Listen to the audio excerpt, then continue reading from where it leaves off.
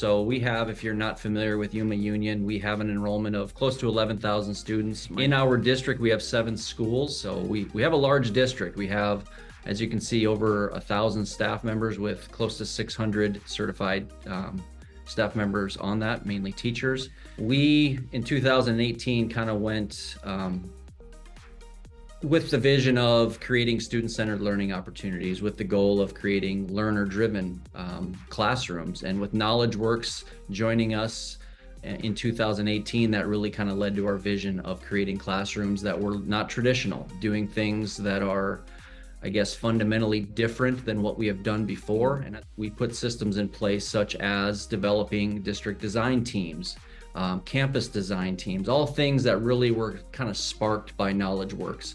And from that, our professional development really changed in our district a few years ago, where we now have in Yuma Union, we have two full professional development days that are primarily led by our teachers and our campuses.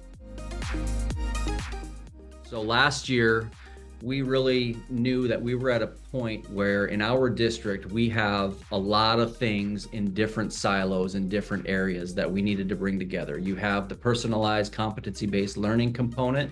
We have Avid as our instructional model, and we've really latched on to Avid and the strategies associated with Avid.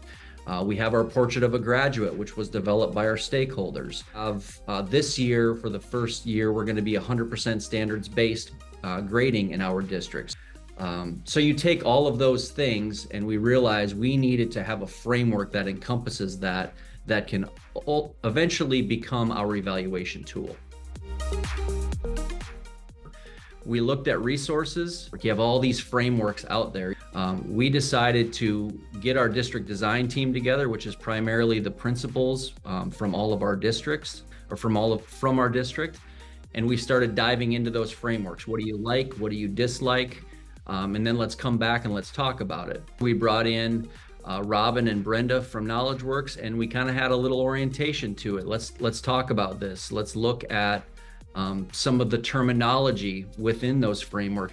And then from there, we added campus representatives. So if you're the principal at, say, Kofa High School in our district, we need more than just you at the table. We need an instructional coach. We need a teacher. We need somebody that's going to be a spokesperson with you, standing next to you when you take this back to your school to share out. Our audience is our teachers. It's what we value the most in teaching and learning. And if you're a teacher in Yuma Union, the framework is going to be your guide. So that framework, we really kind of use the word playbook. It's a transparent guide. And when you come in, if you're new or you're a veteran, these are the critical elements, the common instructional practices that we should be embedding in our classroom. We landed on 7 commitments as a district. Now, this is not a final copy. This is just a visual for you. We in Yuma Union are committed to culture. And within culture, we're going to have a desired outcome. We're going to have key indicators that our teachers can work towards in their classroom.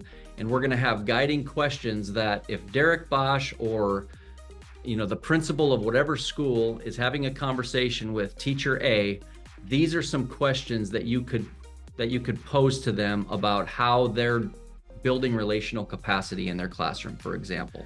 The things that we're missing are the resources that can go along with each of these indicators, which we're currently working towards. We're going to refine the guiding questions. We like what we have, but we're going to refine them. And then if it becomes our evaluation tool, we'll write rubrics that are directly tied to these, because we want to be able to evaluate these things within the classroom.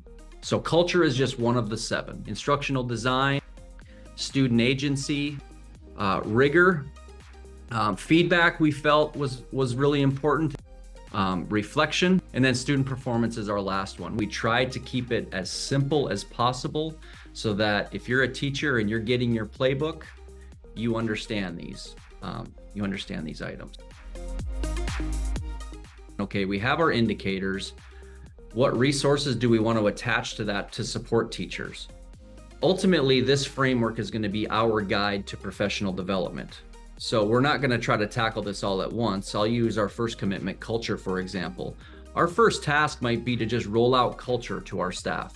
And let's talk about what that means in our school, what that means in our district, what some of these indicators are, and what are some resources that a teacher could go through with their professional learning community, with their admin, and kind of wrap their mind around what that looks like in their classroom.